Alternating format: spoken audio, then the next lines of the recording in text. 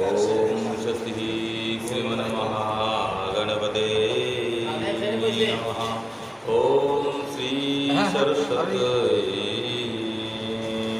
नमः। अशोक श्री गुरुचरणकमलभ्यो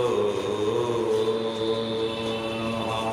वन्देऽहं श्रीगुरु श्रीयुतपदकमलं श्रीगुरुवैष्णवांश्च श्रीरूपं साग्रजातं सहगणरघुनाथं विदं सजीवं साद्वैतं सवधूतं परिजनसहितं श्रीकृष्णचैतन्यचन्द्रदेवं श्रीराधाकृष्णपदान् सहगणललिता श्रीविशाखाभिधां च। ॐ अज्ञानतिमिरन्धस्य ज्ञानाञ्जनशलाकया चक्षुरुन्मिलितं येन तस्मै श्रीगुरवे नमः। गुरुब्रह्मा गुरुविष्णु गुरुदेवो महेश्वर गुरुसाक्षात् परब्रह्म तस्मै श्रीगुरवे नमः। नारायणं नमस्कृत्य नरं चैव नरोत्तमं देवीं सरस्वतीं व्यासं ततो जयोदीरयेत्। गुरुवे गौरचन्द्राय राधिकायै तदालये कृष्णाय कृष्णभक्ताय तद्भक्ताय नमो नमः। जय श्री कृष्ण चैतन्य प्रभु नित्यानंद श्री अद्वैत गदाधर शिवासादि गौरभक्तवृंद।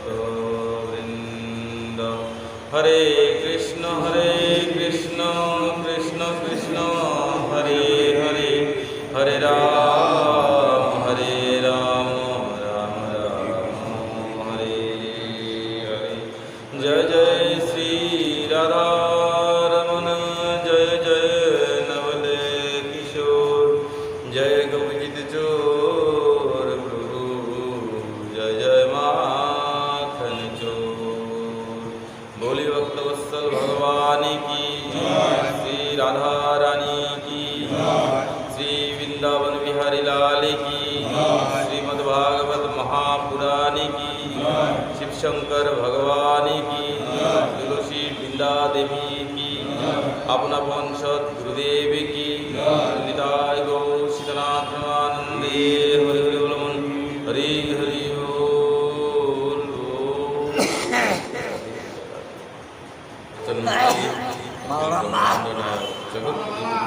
जगन्नंदन भगवान श्री राधा गोविंदेर অসীম কৃপা অসীম অনুকম্পায় আজ আমরা এই রস আস্বাদন করার সেই সৌভাগ্য প্রাপ্ত হইয়াছি। সত্য ভগবত ভক্তজন, সর্বপ্রথমে আপনাদের শ্রী চরণে জানাই আমার শতকোটি প্রণাম। একবার সবাই মিলে বলুন রাধে রাধে।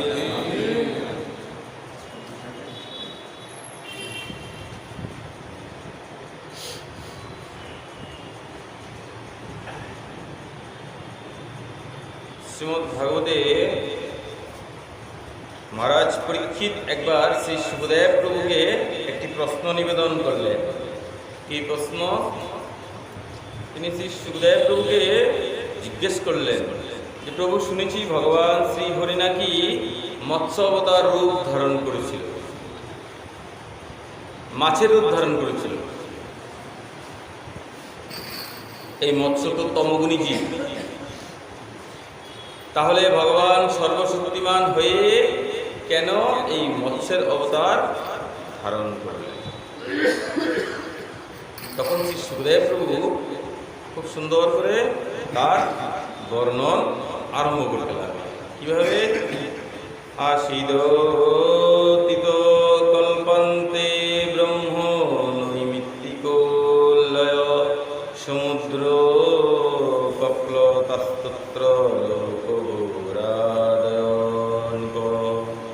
এই পরীক্ষিত, অতীত কল্পে মানে প্রাচীন কালে, অতীত যুগে ব্রহ্মার নিদ্রার জন্য ব্রহ্ম নামক একটি মহাপ্রলয় হয়েছে, মানে বিধ্বংসী যেটাকে বলা হয় মহাপ্রলয়।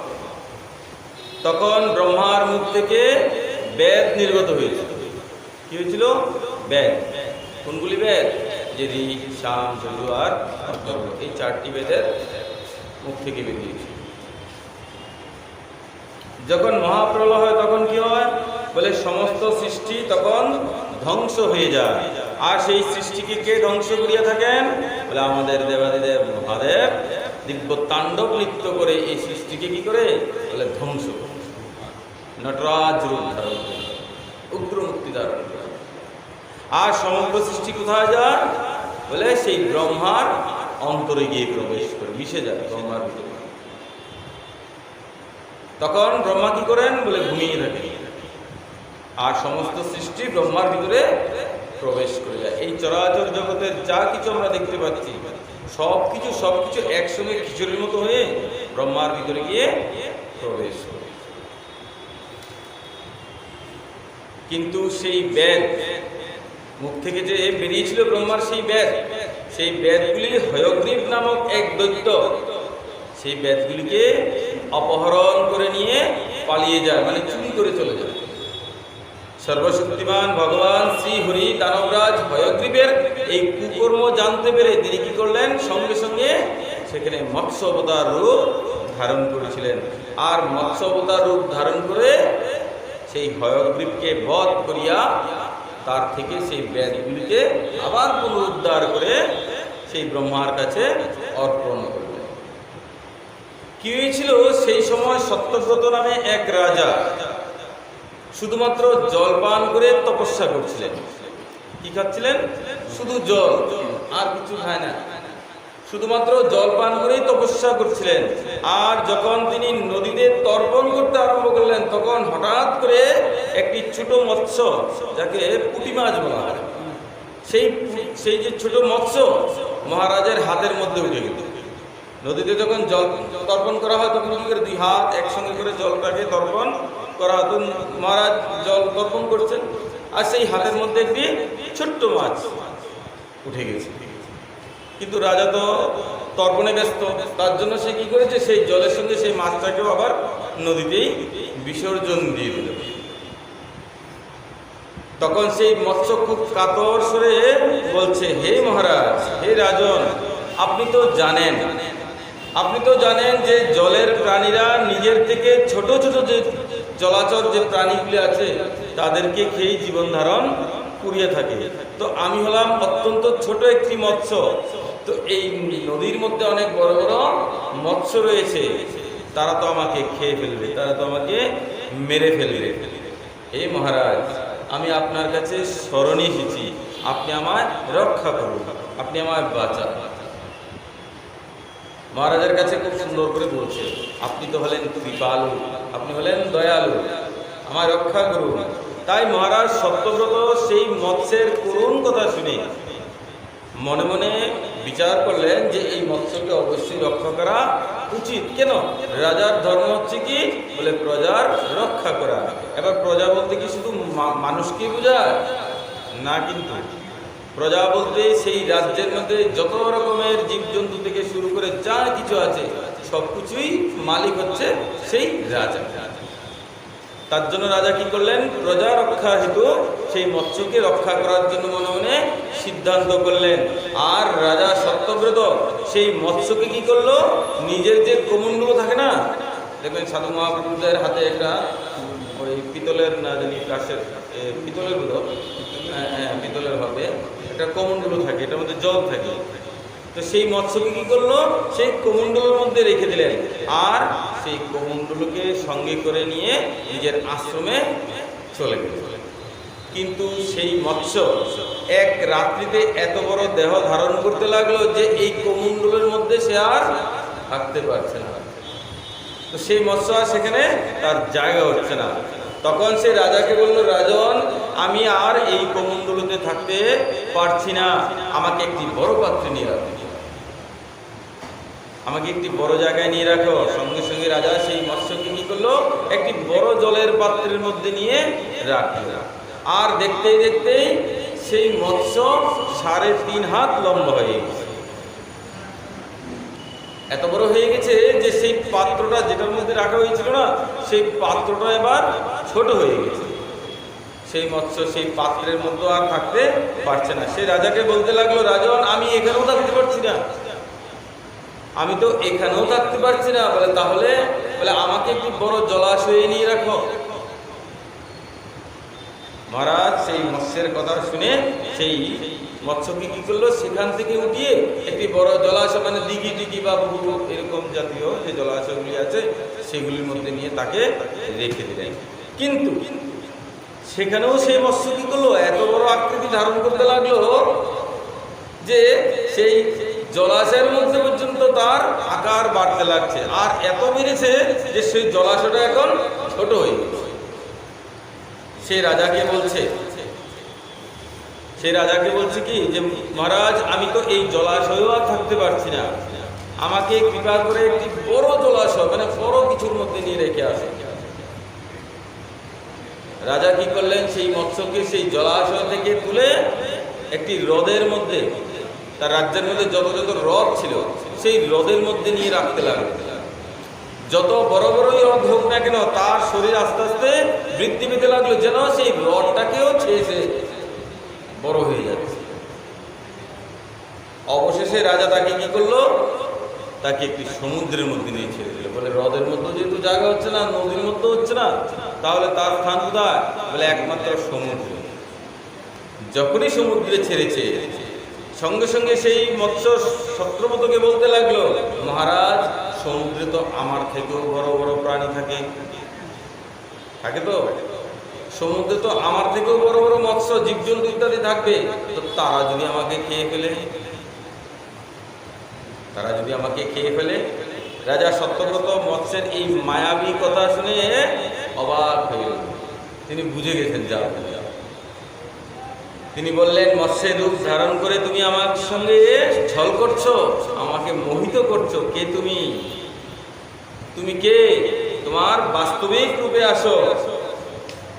কেননা তুমি একদিনেই এই 400 ক্রোশের আমার যে রাজ্য তাকে ছেয়ে গেছে।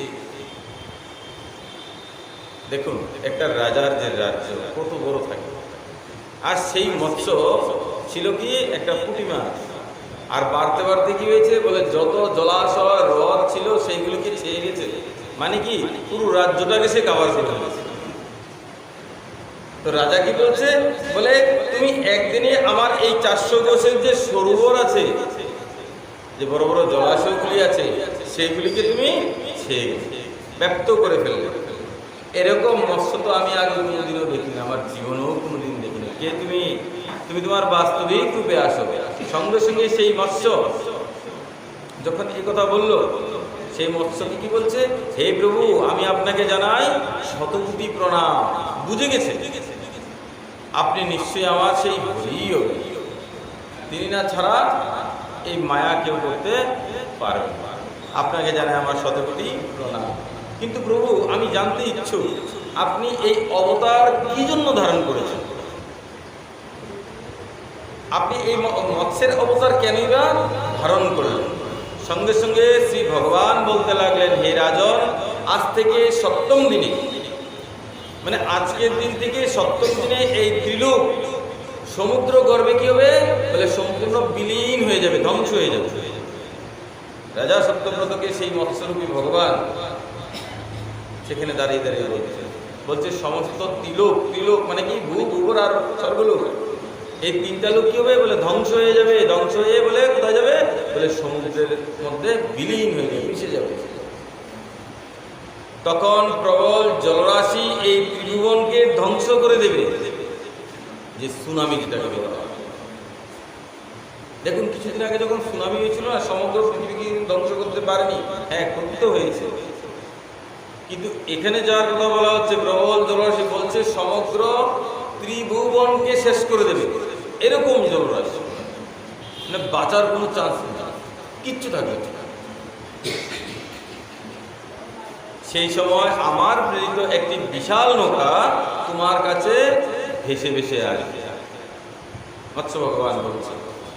তখন তুমি সকল প্রকার ঔষধি, ছোট বড় সকল প্রকারের বীজ, যে শস্য, আর প্রধান প্রধান প্রাণী এবং সপ্তর্ষিগণকে সঙ্গে নিয়ে সেই নৌকায় গিয়ে উঠবে।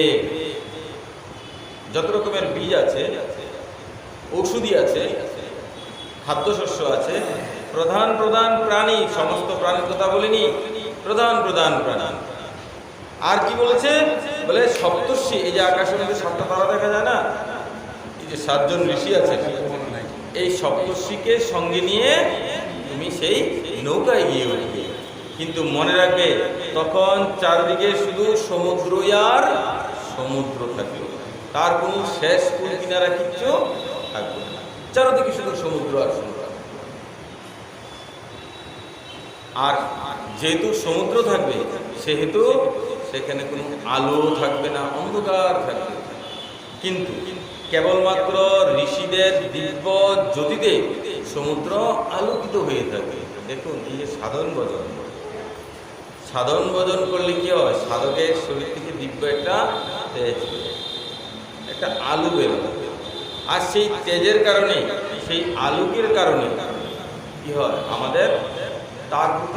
তার প্রতি আকৃষ্ট হই, তার কাছে যেতে চাই, তার কথা শ্রবণ করতে। যারা এরকম সাধু মহাপুরুষ হয়, তাদের অনেক ভক্ত হয়। কেন? ওই হচ্ছে তার কারণ। দেখলেই মনটা যেন জুড়িয়ে যায়, যেন মনে হয় জনম জনমের সঙ্গে ওনার সঙ্গে আমার একটা সম্পর্ক আছে। তখন কোন দিকে আর তখন বিচার হয় না যে হ্যাঁ, ইনি আমার কি গুরুদেব, অথবা ইনি আমার পরম আরাধ্য, যার যেটা ভক্তি শ্রদ্ধা আছে। কেন এটা হয়? সেই দিব্য তেজটা তখন কিছুটা অনুভব করা যায়, একটা আপনত্ব ভাব আছে তখন তার।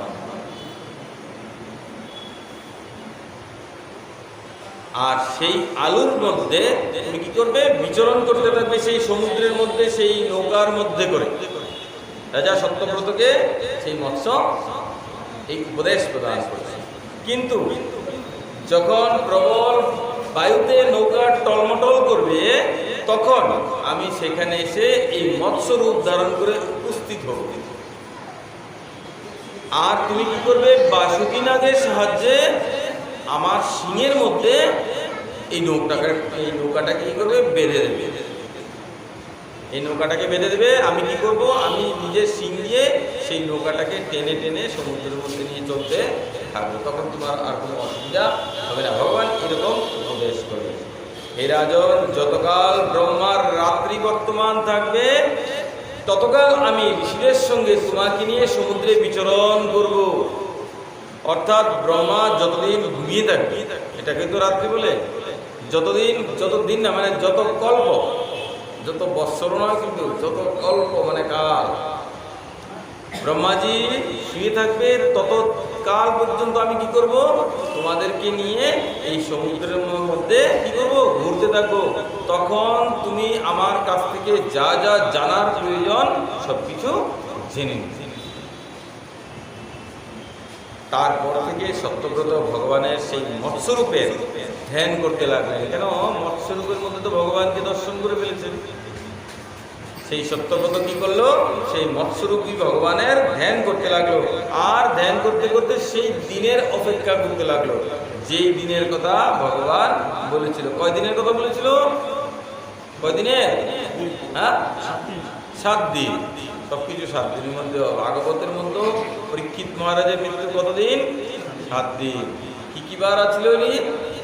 কি কি বার ছিল? সোম, মঙ্গল, বুধ, বৃহস্পতি, শুক্র, শনি, রবি, আবার এক্সট্রা কিন্তু কোনো বার নেই। তা আমাদের মৃত্যু কতদিনে হতে পারে? বলে এই 7 দিনের মধ্যে যে কোনো একদিন হয়ে যেতে পারে। এর থেকে এক্সট্রা কোনো দিন আসবে না। পুরুষোত্তম মাস এক্সট্রা হতে পারে।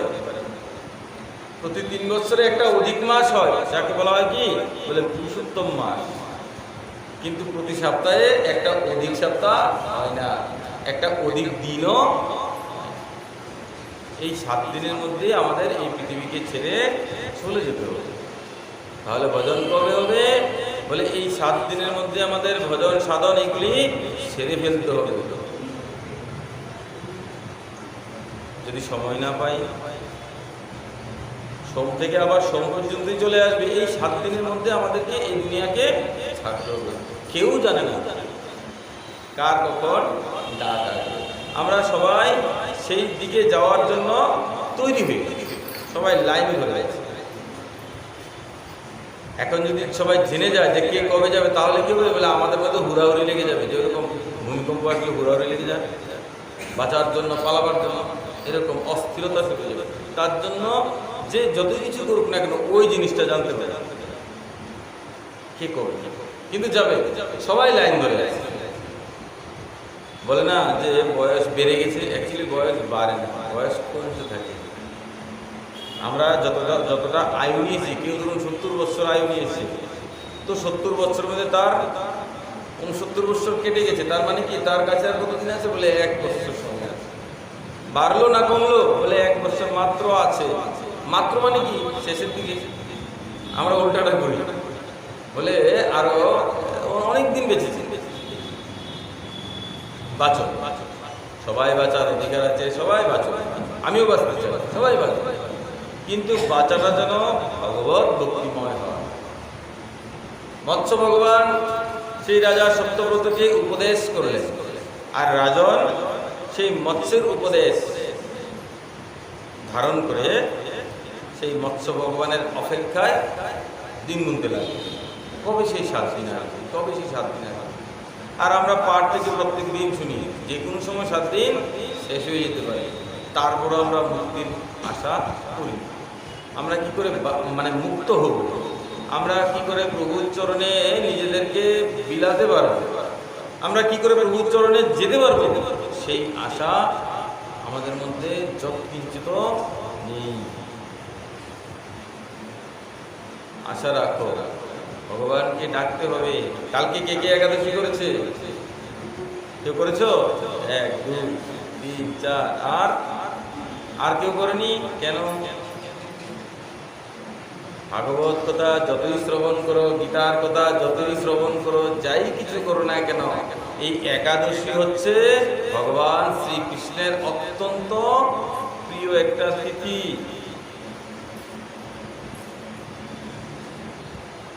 এই একাদশী সমস্ত জীবের জন্য, কি শাক্ত, কি শৈব, কি বৈষ্ণব, কি গানবত্ত, কি সৌর, সবার জন্য। একাদশী করলে কি হয়? বলে ভগবান শ্রীকৃষ্ণ শ্রী হরি তার উপর অত্যন্ত প্রসন্ন হইয়া থাকেন। আর প্রসন্ন হলে কি হয়? বলে ভগবানের প্রিয় হওয়া যায়। আর ভগবানের প্রিয় হলে কি হয়? বলে কোনো জিনিস যদি ভুলও হয়ে থাকে, তারপরও ভগবান সেটাকে করে ক্ষমা করে দেন। আমাদের দ্বারা অসংখ্য ভুল হয় প্রত্যেক দিন, হাজার হাজার অপরাধ হয়, আমরা গুনতে পারি? আমরা গুনতে পারি না, আমাদের সেই বুদ্ধি নেই। আমরা যে হেঁটে হেঁটে কোথাও যাই, পায়ের নিচে কতগুলি পিঁপড়া থাকে, কতগুলি মারা যায়, কত কিছু করুক। কেউ ধরুন আগুন দিয়ে চুনো জ্বালাচ্ছে লাকড়ি দিয়ে, তো লাকড়ির মধ্যে কিন্তু অনেক পোকামাকড় থাকে। আমরা কি পোকাগুলি কি বের করি একটা একটা করে? করি না। তো লাকড়ি তো জ্বলছে, তো লাকড়ির সঙ্গে সেই কি হচ্ছে? সেই পোকাগুলি তো মরছে। তাহলে সেই অপরাধ তো সেই সাধুও লাগছে তো না। আপনি তো যে কর্মটা করছেন, কেন চুলোটা জ্বালাচ্ছেন, এখানেও একটা ব্যাপার আছে। বলে যেটা যদি গোবিন্দের ভোগের রান্না হয় তাহলে এটা আলাদা বিষয়, কিন্তু নিজের ব্যক্তিগত কারণে করছি, আর সেই কারণ করতে গিয়ে সেই প্রাণীটা মারা গেল। আমাদের দ্বারা অসংখ্য জীবের হত্যা হয় প্রত্যেক দিন, ছোট থেকে ছোট।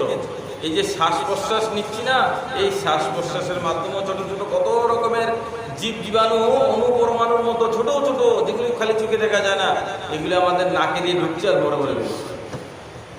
এই সমস্ত অপরাধ থেকে বাঁচার উপায় কি? বলে হরিনাম করা। হরিনাম তো আমরা সঠিকভাবে করি না। তাহলে ভগবানের যদি প্রিয় হওয়া যায়, এই একাদশী ব্রত করলে যদি ভগবানের প্রিয় হওয়া যায়, তাহলে কি হয়? বলে ভগবান তার এই যে ছোট ছোট যে অপরাধগুলি, সেগুলিকে তিনি ক্ষমা করে দেন। ভগবান ভুলে যান। তার জন্য 15 দিনে একটা একাদশী অবশ্যই করতে লাগে। আর একাদশীর দিনে কি হয়? বলে জগতের সংসারের যত সমস্ত পাপ আছে, সমস্ত পাপ গিয়ে সেই অন্যের মধ্যে গিয়ে প্রবেশ করে। যে ভাত খাই আমরা, সেই অন্ন। আর সেই অন্নের মাধ্যমে সেই সমস্ত পাপ আমাদের পেটের মধ্যে গিয়ে প্রবেশ করে। আর সেই পাপগুলি আমাদের কি করে বলে, আমাদের দ্বারা বিভিন্ন কুকর্ম, আমাদের দ্বারা পাপ। তার জন্য একাদশীর দিন ভুলেও অন্ন গ্রহণ করতে নেই, একাদশী করতে হয়। দেখো, তুমি জীবনে জীবিত থাকতে যদি একাদশী না করো, আর মৃত্যুর পর তোমার ছেলে বলে তোমার জন্য একাদশী করছে, তুমি কি ফল পাবে? যে সে যেই সম্প্রদায়ের হোক, সে যে কোনো ঠাকুরের ভক্ত হোক, সে যাই কিছু হোক, তাকে তার ব্রাহ্মণ দেবতা বলবে যে একাদশী 1 বছর করতে হবে, হবে তো? সে যার ভক্ত হোক, তাকে তো ব্রাহ্মণ এই উপদেশ করবে। তো মৃত্যুর পরে করছে, মৃত্যুর আগে কেন করছো না? একাদশী সবাইকেই করতে হয়। মরার আগে যদি তুমি এই ভগবানের গুণগান করে যাও, ভগবানের নাম কীর্তন ইত্যাদি করে যাও, তাহলে মরার পর এগুলি কোনো প্রয়োজন আর নেই। কে তোমাকে শ্রাদ্ধ করলো, কে তোমার নামে পিণ্ডদান করলো, জল দিল, গয়া গেল, কি করলো, কিচ্ছু প্রয়োজন নেই। কারণ তোমার নিজের সদ্গতি তুমি নিজেই জীবিত থাকতে করে গেছো, কারোর উপর তুমি নির্ভর নও, বুঝলে তো? এখন আমরা নিজেরা করতে চাই না, আর নির্ভরশীল কার উপর থাকি বলে ছেলের উপর।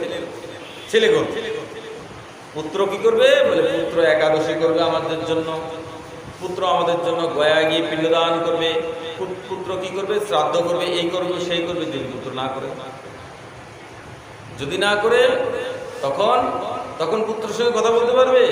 আরে যে মোবাইল নাম্বারটা ছিল না, এটাও তখন কাজ করবে। পুত্রকে ফোন করেও বলতে পারবে না যে তুই একটা একাদশী কর কালকে। পুত্র বলবে কি বলে কালকে এটা হবে না, কালকে আমার অন্য একটা প্রোগ্রাম আছে, অফিসের কাজ আছে, এই আছে সেই আছে। তো উদ্ধার কি করে হবে? তার জন্য জীবিত থাকতে নিজের উদ্ধার নিজেকে করে যেত। রাস্তা একদম নিজে পরিষ্কার তৈরি করে যাওয়া, যেন মরার পর কারোর কাছে হাত পাততে না হয়। বলে আমার নামে একটা তুলসী দে ভগবানকে, আমার নামে একটু কীর্তন দে, আমার নামে একটু বৈষ্ণব সেবা দে, কোনো প্রয়োজন নেই। জীবিত থাকতে এগুলি করে যাবে। তাতে কি হয় বলে ভগবান অত্যন্ত প্রসন্ন হয়। বলে কেন? বলে সে জীবিত থাকতে নিজের এই যে এই যে শরীররূপী যে পিণ্ডটা, সেটাই ভগবানকে প্রদান করে। মরার পর যখন 4 জন কাঁধে করে নিয়ে যাবে হরিনাম বলতে বলতে, তখন কি হবে? তার থেকে আগে থেকে বলো না, তখন তো সে বুঝে না যে মরে আছে, সে জানে যে কি হচ্ছে, হরিনাম হচ্ছে না কি করছে, সে দেখেও না, সে বুঝেও না। তার শরীর থেকে তো আত্মা বেরিয়ে গেছে। এখন এটাকে পুড়ে ফেলো, না হলে মাটিতে পুঁতে দাও, না হলে জলে ফেলে দাও, তাতে তার কোনো কিছু আসে যায়? কিচ্ছু আসে যায়। জলে ফেলে দিলে কি হবে বলে পোকামাকড় খেয়ে নেবে, জলের পোকামাকড় এগুলি খেয়ে নেবে। মাটিতে পুঁতে দিলে কি হবে বলে একদম কয়েকদিন পরে কি হবে বলে এগুলো মাটি হয়ে যাবে। আগুনে দিলে বলে ভস্ম হয়ে যাবে, তাই তো? তো সেই শরীরের তখন আর কোনো দাম নেই। তো মরার পর যদি হরিনাম করে করে যায়, তাতে সেই মৃত ব্যক্তির কোনো লাভ আছে? হ্যাঁ, হয়তো 1-2% তো লাভ হবে, না হলে কি আর মানুষ করতো? কিন্তু মরার আগে যদি তুমি সবসময় হরিনাম করতে থাকো, গোবিন্দের গুণগান করতে থাকো, ভগবানের নাম কীর্তন করতে থাকো, তাহলে মরার পর তোমার আর ওই জিনিসটার অপেক্ষা করতে হবে না। কেন? সবাই সৌভাগ্যবান নয়। কেউ মারা গেলে তার পেছনে হাজার হাজার লোক থাকে হরিনাম করার জন্য, কিন্তু আমার বেলা তোমার বেলা যে 5 জন লোক আসবে তারও কোনো গ্যারান্টি নেই। এই যে করোনার সময় লোক মারা গেছে, নিজের আত্মজ সন্তান তার বাবাকে মুখাগ্নি করতে পারছে না, কেউ কাউকে ধরতে পারছে না, এরকম তো হয়েছে। এগুলো হচ্ছে ভগবানের কঠিন কঠিন বিচার। ওই যে জীবনে কোনোদিন হরিনাম করেনি, তার জন্য মৃত্যুর সময় ওই গঙ্গার জলও পায় না, হরিনামও শুনতে পায় না, এমনকি নিজের সন্তান দ্বারা সেই একটু মানে হরিনাম যে করবে এই ব্যবস্থা তার নেই।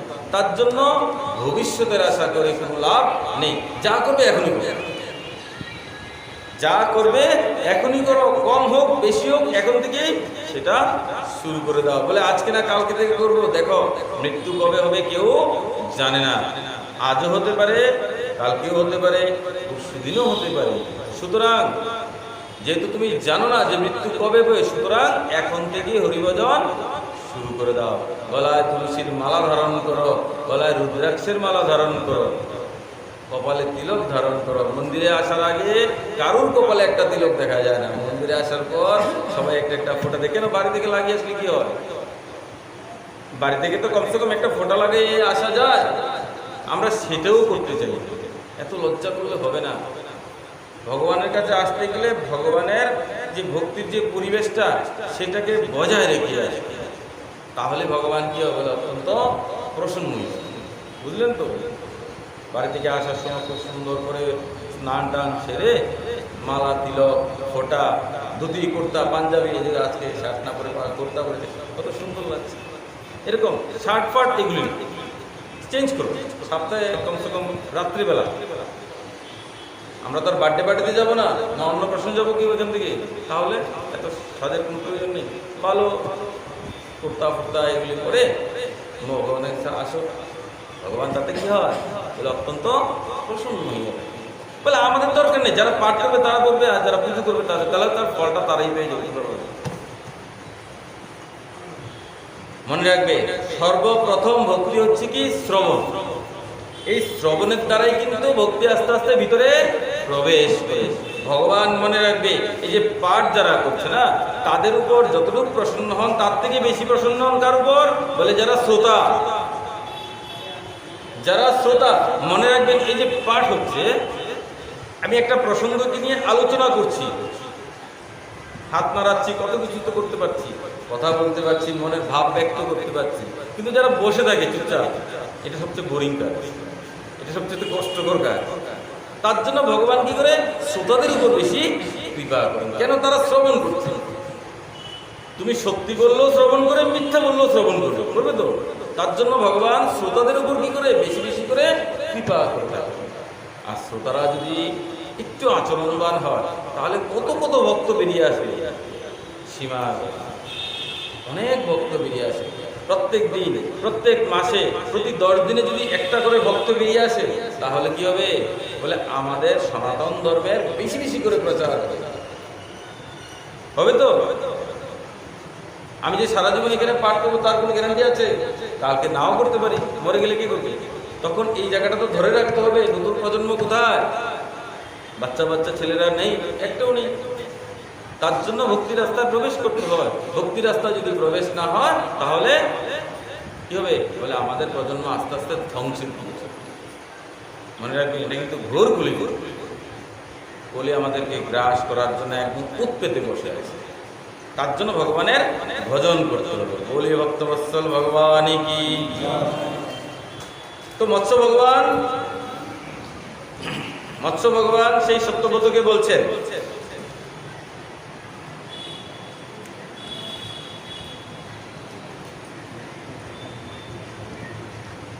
সেই সত্যব্রত রাজা তখন থেকে সেই মৎস্য ভগবানের অপেক্ষায় দিন গুনতে লাগলেন, 7 দিন কবে আসবে। দেখতেই দেখতেই সেই 7ম দিনও এসে উপস্থিত হলো। রাজা সত্যব্রত দেখছেন সেই সমুদ্র তার যে নিজের যে সীমা, সেই সীমাটাকে সে লঙ্ঘন করছে। মানে সমুদ্র যে লেভেল পর্যন্ত থাকে সেই লেভেল থেকে আবার সমুদ্র আস্তে আস্তে কি হচ্ছে বলে বাড়ছে, সীমাকে লঙ্ঘন করছে। আর এবং প্রলয়ের জন্য সে ভয়ঙ্কর রূপ ধারণ করছে, একদম আকাশ কালো হয়ে গেছে, ভয়ঙ্কর রূপ। আর সেই জলরাশিতে সমস্ত পৃথিবী ডুবতে লাগলো। তখন রাজা ভগবানের কথাকে স্মরণ করতে লাগলেন এবং স্মরণ করতেই সামনে সেই দিব্য সেই নৌকা এসে উপস্থিত হলো। তিনি সমস্ত ঔষধি লতা পাতা এবং সপ্তর্ষিদেরকে নিয়ে সেই নৌকার মধ্যে গিয়ে প্রবেশ করলেন। সেই সময় ভগবান মৎস্য অবতার ধারণ করে সমুদ্রে প্রকট হয়ে গেল সেই নৌকার সামনে। আর মৎস্য ভগবানের দেহ কিরকম বলে? মৎস্য ভগবানের দেহ একদম সোনার মতো উজ্জ্বল, স্বর্ণের মতো একদম উজ্জ্বল, চিকচিক করছে। আর বিস্তার কত বলে? 10 লক্ষ যোজন, অনেক লম্বা। তার মস্তকে একটি বিশাল শৃঙ্গ রয়েছে। শৃঙ্গ মানে কি বলে? সিং। আর সেই শৃঙ্গটা খুব সুন্দর শোভা পাচ্ছিল। রাজা সত্যব্রত ভগবানের নির্দেশ মতো সেই নৌকাকে বাসুকি নাগের সাহায্যে সেই মৎস্যের শিংয়ের মধ্যে বেঁধে দিলেন আর সমুদ্রে বিচরণ করতে লাগলেন। ভগবান সেই নৌকাকে নিয়ে টানছে। কারণ ভগবান জন্ম দিয়েছে আমাদেরকে, তো ভগবান তো কর্তব্য এগুলি করার, তো তিনি করছেন, তিনি তার দায়িত্ব পালন করছেন। আর যখনই চলছেন তিনি ভগবান কি করলেন, সেই সত্যব্রতকে তখন শঙ্খযুগ, জ্ঞানযুগ, ভক্তিযুগ আর কর্মযুগ সম্বন্ধে উপদেশ করলেন। আর ইত্যাদি যে উপদেশ করেছেন, সেই উপদেশ সংহিত যে গ্রন্থ বেরিয়েছে তাকে বলা হয় কি মৎস্য পুরাণ। এই যে আমাদের 18টা পুরাণ আছে, সেই 18টা পুরাণের মধ্যে একটা পুরাণের নাম হচ্ছে মৎস্য পুরাণ। এরপর ব্রহ্মার নিদ্রা যখন শেষ হয়েছে, ভঙ্গ হয়েছে, ভগবান হয়গ্রীবকে কি করলো, বধ করলো। বধ করার পর তার কাছ থেকে যত সমস্ত বেদগুলি ছিল, সেই বেদগুলিকে পুনরুদ্ধার করলেন, মেরে ফেলেছে সেই হয়গ্রীব নামক দৈত্যকে। মেরে কি করেছে, সেই বেদগুলি আবার ব্রহ্মার কাছে অর্পণ করলেন। আর ব্রহ্মাকে বলেছে, এই নাও তোমার বেদ। শ্রী ভগবানের কৃপায় সত্যব্রত জ্ঞান বিজ্ঞানের অধিকারী হয়ে গেলেন। আর তিনি কি করলেন, এই কল্পে বৈবস্বত মনু হয়ে গেলেন। দেখুন, রাজার কৃপা, ভগবান কৃপা করেছে আর হয়ে গেছে কি বৈবস্বত মনু। আর রাজা সত্যব্রত ও মায়াবীর মৎস্যরূপী ভগবানের এই উপাখ্যান শুনলে কি হয়, এই যে মৎস্য ভগবানের আজকে যে আমরা উপন্যাসটা শুনলাম, যে চরিত্রটা শুনলাম, উপাখ্যান শুনলাম, সেটা শুনলে কি হয়, বলে যে জীব মনোযোগ সহকারে এই ভগবানের এই চরিত্রের কথা শ্রবণ করে বা বর্ণন করে, সেই জীবের সমস্ত পাপ একদম শেষ হয়ে যায়। শুধু এক বর্ণনের মাধ্যমে, এক শ্রবণের মাধ্যমে কি হয়, বলে সমস্ত পাপ শেষ হয়ে যায়। ভাগবত বলছে, দেখুন, পাপ শেষ করার জন্য কত রকমের ব্রত করতে হয়। চন্দ্রায়ণ ব্রত করতে হয়, অনেক রকমের ব্রত আছে। তো এগুলি করতে গেলে পয়সারও দরকার, পরিশ্রমের দরকার, নাকে থাকতে হয়, উপবাস করতে হয়, এই করতে সেই করতে হয়, অনেক কঠিন কঠিন কাজ। কিন্তু বলছি কি, যে জীব এই মৎস্য ভগবানের কাহিনী উপাখ্যান শ্রবণ করে, তার সমস্ত পাপ সেখানেই শেষ হয়ে যায়। বলি ভক্তবৎসল ভগবান কি। যে জীব ভগবানের এই মৎস্য অবতারের কীর্তন করে, মানে পাঠ করে, তার সমস্ত সংকল্প সিদ্ধ হয়, মানে পূরণ হয়, আর অবশেষে তার পরম গতি লাভ হয়। এই হচ্ছে সেই মৎস্য ভগবানের কাহিনীর কথা আজকে যে আমরা শ্রবণ করলাম। বলে শ্রী মৎস্য ভগবান কি। এই প্রকার শ্রী সুখদেব প্রভু রাজা পরীক্ষিতকে মৎস্য ভগবানের উপাখ্যান বর্ণন করলেন। দেখুন, এই মৎস্য কিন্তু ভগবানেরই কি একটা অবতার। কত নম্বর অবতার, বলে 10ম অবতার। এই মৎস্য কিন্তু ভগবানেরই অবতার। আর আমরা কত পাপী জীব, কত পাপ করে। দেখুন, এই ভগবান রূপী যে অবতার, সেই অবতারকেই কেটে কেটে জীব কি করে, বলে খেয়ে ফেলে। সে এই ভগবানকেই পুজো করছে, আর আবার তাকেই কেটে কেটে খেয়ে। এর থেকে বড় পাপ আর কি হতে পারে। সুতরাং এই মৎস্য কিন্তু ভগবানের অবতার। এই কথা কেন বলা হয়েছে, বলে সমস্ত পাপ শেষ হয়ে যাবে। হ্যাঁ, আজকে পর্যন্ত শেষ হয়ে গেছে, কিন্তু কালকে যখন তুমি আবার পাপ করবে, কে না কে কবে না কবে সেই মৎস্য অবতারের বর্ণন করবে, তার উপর গ্যারান্টি নেই। তখন তার জন্য, যেহেতু এই মৎস্য ভগবানের অবতার, সুতরাং এই সমস্ত যে নোংরা অভ্যাস, এগুলি থেকে যদি আমরা সরে আসি, তাহলে ভগবানের কৃপা আমরা অবশ্যই পাবো। যেই যত তাড়াতাড়ি পারে সেখান থেকে যদি সরে আসতে পারো, তাহলে কি হবে, অবশ্যই ভগবানের কৃপা, ভগবানের পরাভক্তি ইত্যাদি লাভ করতে পারবে। আর লাভ করলে কি হবে, আমার লাভ হবে, আপনাদেরই লাভ হবে, আপনাদের পরম গতি হবে। তাই তো এই ব্যাসপীঠ থেকে আমি এই কথাই বললাম। এই কথাগুলি বলে আজকে শ্রীপাঠের আমরা এখানে বিশ্রাম নিয়ে দিলাম। বলে ভক্তবৎসল ভগবান কি নিতায়।